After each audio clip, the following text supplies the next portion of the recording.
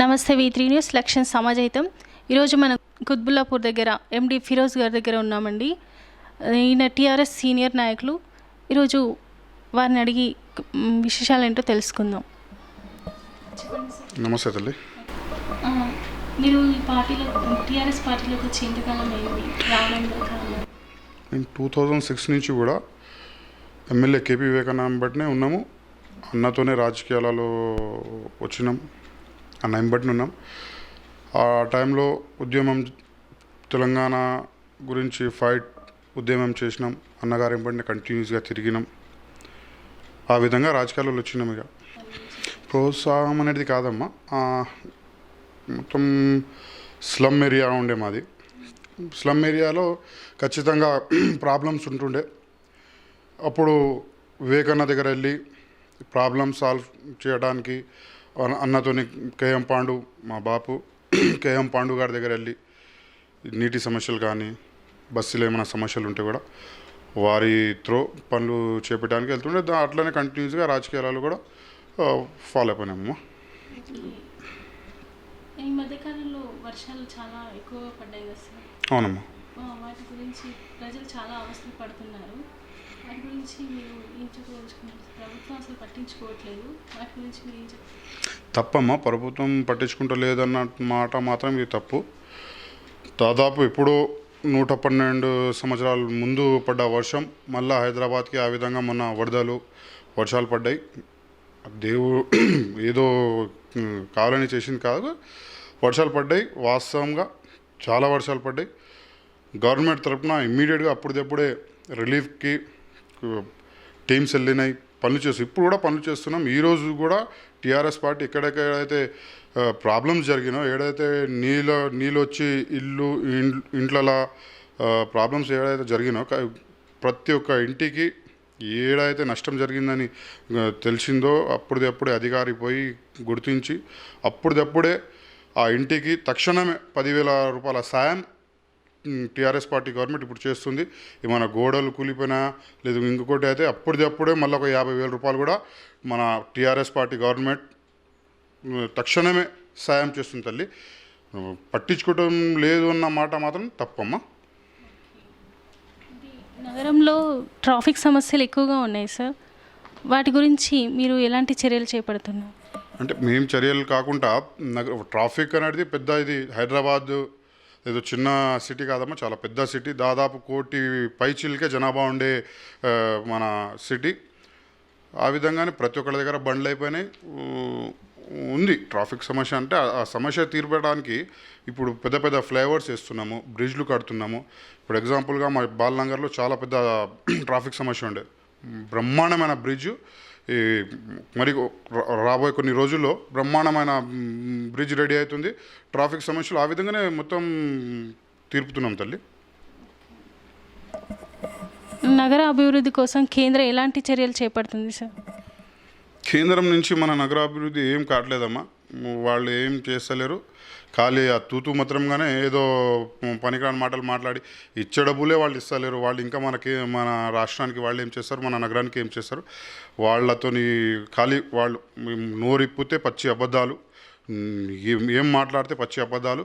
ప్రజలన్నీ గమనిస్తుర్రు, ప్రజలందరూ చూస్తుర్రు. ఎవరు ఏం చేస్తున్నారు, కేంద్రం ఏం చేస్తుంది, రాష్ట్ర ప్రభుత్వం ఏం చేస్తుంది, కేసీఆర్ గారు ఏం చేస్తున్నారు, టీఆర్ఎస్ పార్టీ గవర్నమెంట్ ఏం చేస్తుందో ప్రజలు చూస్తున్నారు. కేంద్రం మాత్రం మన తెలంగాణ రాష్ట్రానికి ఇచ్చే డబ్బులే ఇస్తలేరు వాళ్ళు. ఇంకా మన నగరంకి అభివృద్ధి చేయడానికి వాళ్ళతో ఏం సహకారం లేదు. వాళ్ళు మాకేం చేస్తలేరు కూడా మన రాష్ట్రానికి. తాగునీటి సమస్యకు ప్రజలు చాలా ఇబ్బందులు పడుతున్నారు కదా సార్, దానికి సంబంధించి మీరు అంటే ఎలా పరిష్కరిస్తారు ఆ సమస్యని చెప్పండి. అంటే తాగునీటి సమస్య అనేది గతంలో ఉండే కాంగ్రెస్ గవర్నమెంట్ ఉన్నప్పుడు, వాళ్ళ అధికారంలో ఉన్నప్పుడు మొత్తం మన నగరానికి చాలా సమస్య ఉండే. ముఖ్యంగా మా కుత్బుల్లాపూర్ నియోజకవర్గంలో చాలా పెద్ద సమస్య ఉండే కాంగ్రెస్ గవర్నమెంట్ ఉన్నప్పుడు. ఎప్పుడైతే టీఆర్ఎస్ పార్టీ గవర్నమెంట్లో వచ్చిందో, ఎప్పుడైతే ముఖ్యమంత్రి గారు కేసీఆర్ గారు ముఖ్యమంత్రిగా ప్రమాణ స్వీకారం చేసిరో, అప్పుడే ఆ రోజు నుంచి ఇక ఆ తాగునీటి సమస్య మళ్ళొక్కసారి మన రాష్ట్రంలో కానీ మన నగరంలో కానీ లేకుండా పనులు వాళ్ళు చేశారు.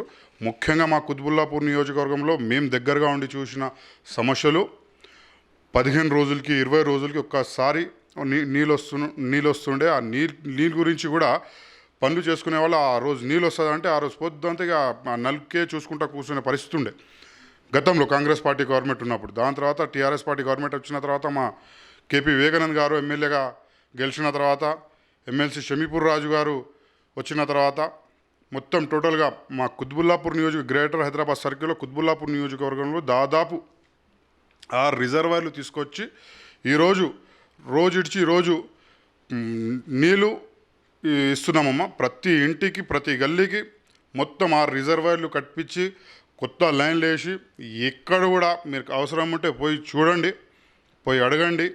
ప్రతి ఇంటికి రోజు నీళ్ళు ఇస్తున్నాం తల్లి.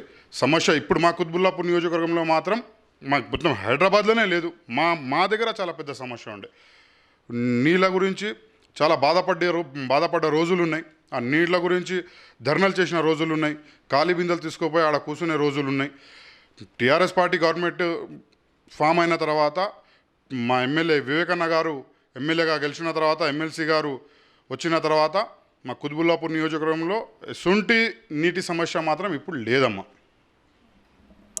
పేద ప్రజలకు ఇల్లు లేని వాళ్ళకి 1,00,000 డబుల్ బెడ్రూమ్ ఇల్లు ఇస్తామన్నారు కదా సార్, దానికి సంబంధించి మీరు ఏం చెప్పాలి?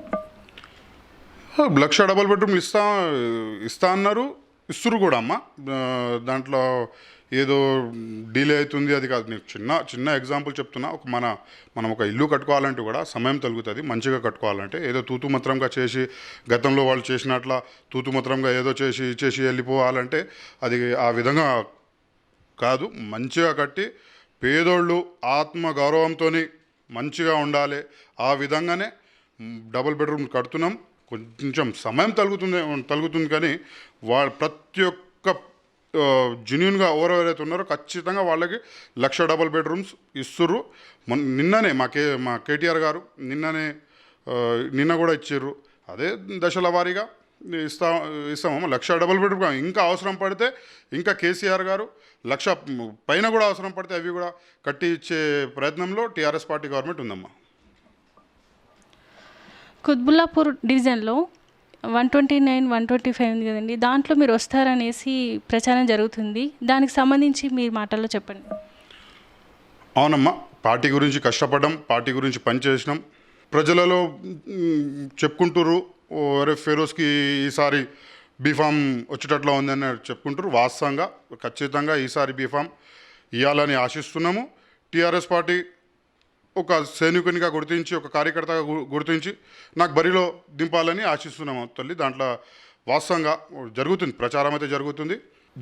వస్తుందనే ప్రచారం జరుగుతుంది, రాకుంటే ప్రచారం జరగకుండా నేను కూడా నమ్ముతున్నా. ఖచ్చితంగా టీఆర్ఎస్ పార్టీ సైనికునిగా నన్ను గుర్తించి ఈసారి టీఆర్ఎస్ పార్టీ అభ్యర్థిగా నన్ను బరిలో దింపుతారని నమ్ముతున్నాను తల్లి. మీరు అధికారంలోకి వచ్చాక ప్రజలకు ఏం చేయాలి అంటే ఏ విధంగా న్యాయం చేస్తారు? అంటే ఎస్పెషల్గా కార్పొరేటర్ న్యాయం, వాస్తవంగా కార్పొరేటర్ లిమిట్స్లో ఉన్న పనులు మొత్తం గతంలో కూడా చేసినాం. కార్పొరేటర్ అయితేనే చేస్తామని కాకుండా ప్రతిసారి ప్రజల లోపటి నుంచి వచ్చిన వాళ్ళం, పేద కుటుంబం నుంచి వచ్చిన వాడిని, గుడిసెలలోకి వెళ్ళి వచ్చిన వాడిని, ఆ కష్టాలు, ఆ సుఖాలు, ఆ బాధలు నాకు తెలిసిన వాడిని, అందరితో సమానంగా చూసిన ఆ బాధలు ఎట్లా ఉంటాయో బస్సులలో కానీ గల్లీలలో కానీ అవన్నీ చూసిన వాడిని. మన నుంచి అయినంత వరకు చేసుకుంటూ పోతున్నాము. మన లిమిట్స్ దాటిన తర్వాత కూడా ఉన్న ఎమ్మెల్యే గారు, ఉన్న ఎమ్మెల్సీ గారు 24 గంటలు ఎమ్మెల్సీ గారు ప్రజలలో అందుబాటులో ఉంటారు. పోతున్నాం, ఆ ప్రజల సమస్యలు ఏమున్నాయో పోయి మాట్లాడి ఆ సమస్యలు తీర్చే ప్రయత్నం చేస్తున్నాం. ఖచ్చితంగా తీరుస్తాం కూడా. రాబోయే రోజుల్లో కూడా ఇంకా గట్టిగా పని చేయాలని ఆలోచన. ఇప్పుడు 8 డివిజన్లలో కూడా సిట్టింగ్ కార్పొరేటర్లు ఉన్నారు. వాళ్ళు కూడా బ్రహ్మాండమైన పని చేసారు. ఆ విధంగానే రాబోయే రోజుల్లో కూడా ఖచ్చితంగా ఎమ్మెల్యే గారి ఆశీర్వాదంతో, ఎమ్మెల్సీ గారి ఆశీర్వాదంతో రాబోయే రోజు గట్టిగా పనిచేసి ప్రజల ఆశీర్వాదం తీసుకుంటాం తల్లి. కుత్బుల్లాపూర్ నియోజకవర్గంలో బీజేపీ పార్టీ గట్టిగా పుంజుకుంటుందని టాక్ వినిపిస్తుంది. దానికి సంబంధించి పోటీ ఏమైనా ఉంటుందా సార్? లేదు, మా బీజేపీ పార్టీది మా కుత్బుల్లాపూర్ నియోజకవర్గంలో కానీ కుత్బుల్లాపూర్లో ఉన్న 8 డివిజన్లు కానీ ఆ పార్టీకి నామమాత్రం కూడా కార్యకర్తలు లేరు. ఆ పార్టీ మా కుతుబుల్లాపూర్ నియోజకవర్గంలో నథింగ్, నో అండ్ నథింగ్. పోటీ అనేది అయితే చాలా దూరం విషయం. ఆ పార్టీ గురించి ఆలోచన కూడా మా కుతుబుల్లాపూర్ నియోజకవర్గం ప్రజలలో లేదు. ఆ పార్టీకి నామమాత్రం కార్యకర్తలు లేరు మా కుతుబుల్లాపూర్ కాన్స్టిట్యున్సీలో. అట్లా ఏం లేదు, వాళ్ళతో మాకేం పోటీ ఏమి ఉండదు. రాబోయే రోజుల్లో ఖచ్చితంగా మొత్తం గ్రేటర్ హైదరాబాద్లో 120 పైచీలకి సీట్లు టీఆర్ఎస్ పార్టీ గెలుస్తుంది. మా కుతుబుల్లాపూర్ నియోజకవర్గంలో కూడా 8 డివిజన్లు ఉన్నాయి. 8 డివిజన్లో కూడా టీఆర్ఎస్ పార్టీ గెలుస్తుంది. వేరే పార్టీలతో మాకు పోటీ ఏం లేదు. ఏ పార్టీ కూడా మా నిలబడి డిపాజిట్లు గల్లంతు చేసుకోవాలి తప్ప వేరే ఆలోచన ఏం లేదు. ప్రజలు ఆల్రెడీ డిసైడ్ అయి ఉన్నారు. ప్రజలు చూస్తున్నారు, గమనిస్తున్నారు. ఏ విధంగా ఎమ్మెల్యే గారు కానీ, ఎమ్మెల్సీ గారు కానీ, ఇప్పుడు ఉన్న సిట్టింగ్ కార్పొరేటర్లు కానీ ఏ విధంగా టీఆర్ఎస్ పార్టీ ప్రజలలో ఉంటుంది, ప్రజల గురించి ఏ విధంగా పనిచేస్తుంది, ఏ విధంగా అభివృద్ధి పనులు జరుగుతున్నాయి. తక్షణమే 24 అవర్స్ ఒక ఎమ్మెల్యే కేపీ వివేకానంద్ గారు కానీ, ఎమ్మెల్సీ షమీపూర్ రాజు గారు కానీ 24 గంటలు ప్రజలలో అవైలబుల్ ఉండి ప్రజల గురించి రాత్రి అనక పగలనక వాళ్ళు పనిచేస్తారు. అవన్నీ ప్రజలు గమనిస్తారు. ఖచ్చితంగా రాబోయే రోజుల్లో ఈ 8 డివిజన్ కుతుబుల్లాపూర్ నియోజకవర్గంలో, అదేవిధంగా మొత్తం టోటల్ గ్రేటర్ హైదరాబాద్లో 120 పైచీలకు సీట్లు టీఆర్ఎస్ పార్టీ గెలుస్తుంది తల్లి. లాక్డౌన్ టైంలో ప్రజలు చాలా అవస్థపడ్డారు కదా సార్, కరోనా కోవిడ్-19 అని చెప్పేసి. ఆ టైంలో మీరు ప్రజలకు ఎలాంటి సహాయ సహకారాలు అందించారు? ఆ సమయం ఇసుంటి సమయం ఉండే అమ్మ. కరోనా టైం అనేది మన కుతుబుల్లాపూర్ కాన్స్టిట్యున్సీకే కాకుండా, ఒక రాష్ట్రానికే కాకుండా, దేశానికే కాకుండా మొత్తం ప్రపంచం మొత్తం అల్లాడింది. ప్రపంచం మొత్తం బాధపడ్డే రోజులు, అటువంటి రోజులు మళ్ళీ మనం ఎప్పుడు కూడా చూడలేము. ఖచ్చితంగా ఆ సమయంలో దేవుడు మాకు ఇచ్చినంత వరకు, మా నుంచి అయినంత వరకు ఎల్లప్పుడూ ప్రతిరోజు ప్రజలలో ఉండి వాళ్ళ కష్టాలలో పాలు పంచుకొని మా నుంచి అయినంత వరకు ప్రతి బాధలో ఉన్న ఫ్యామిలీ మా నుంచి అయినంత వరకు మేము సాయం చేసినాం. మా లిమిట్స్ కాకుండా అయిపోయిన తర్వాత కూడా ఎమ్మెల్యే వివేకన్న గారి సహకారంతో, ఎమ్మెల్సీ షమీపూర్ రాజు గారి సహకారంతో వాళ్ళకి కూరగాయలు కానీ, రైస్ కానీ, నిత్యావసర సరుకులు ఏవేవైతే అవసరం ఉండేనో అవన్నీ మా నుంచి అయినంత వరకు చేసినామమ్మ. గవర్నమెంట్ పథకాలు కూడా ఖచ్చితంగా వాళ్ళకి ఎవరైతే కొంతమంది రేషన్ కార్డ్స్ లేక, కొంతమంది మైగ్రేన్ వర్కర్స్ కానీ, బయట నుంచి వచ్చిన వాళ్ళు కానీ, అటువంటి వాళ్ళని కూడా గుర్తించి దగ్గరుండి వాళ్ళ ఆకలి చూడలేక అవి కూడా ప్రభుత్వం నుంచి వచ్చిన అన్ని అవకాశాలు వాళ్ళ వరకు చేరగొట్టినాం, చేసినామమ్మ. మా నుంచి అయినంతవరకు చేసినాం. ప్రజలు అవి అన్నీ గమనించారు, చూసిర్రు. ఆ విధంగా చేసుకుంటూ పోయినాం. లాక్డౌన్లో కాకుండా ప్రతిసారి కూడా ఎప్పుడు కూడా మా నుంచి ఆ దేవుడు మాకు అవకాశం, సాయం చేసే ఆ విధంగా మాకు ఉంచిండని చేస్తున్నాము. రాబోయే రోజుల్లో కూడా చేస్తాం. లాక్డౌన్లో మాత్రం గట్టిగా చేసినాం, మంచి పనులు చేసినాం. పేద ప్రజల ఆకలి తీర్చే ప్రయత్నం మాత్రం చేసినాం. ఆకలి మొత్తం తీర్చినామని చెప్పుకోలేక చెప్పొద్దు, తప్పది. మా నుంచి అయినంత వరకు, మా దృష్టికి వచ్చినంత వరకు ఖచ్చితంగా ప్రతి ఒక్కళ్ళ బాధలలో పాలు పంచుకున్నామమ్మా. స్థాయికి రావడానికి గల కారణాలు ఏంటి, అంటే ఎలా వచ్చారు, దాని గురించి మీ మాటల్లో చెప్పండి. అంటే ఈ స్థాయి కానీ వచ్చినాము, చాలా కష్టపడ్డాము. పేద కుటుంబం మాది. మా అమ్మగారు ఒక ఫ్యాక్టరీలో పనిచేసి, మా అమ్మగారికి నేను ఒక్కనే ఫ్యాక్టరీలో పనిచేసి, పొద్దంతా పనిచేసి రాత్రి వచ్చి నా గురించి అన్నం వండి పెట్టి, అమ్మ చాలా కష్టపడ్డది నా గురించి. సరే, ఈ విషయంలో మీ కుటుంబ సభ్యుల సహాయ సహకారాలు మీకు ఎలా ఉన్నాయి? ఖచ్చితంగా అమ్మ, మా అమ్మ ఆశీర్వాదం నా వెంబటి ఉంది. మా అన్నగారి ఆశీర్వాదం నా వెంబటి ఉంది. మా ఫ్యామిలీ మొత్తం కూడా చిన్నప్పటి నుంచి కూడా నాకు చాలా సహకరించారు, నాకు ఎంకరేజ్ చేసారు ప్రతి దాంట్లో కూడా.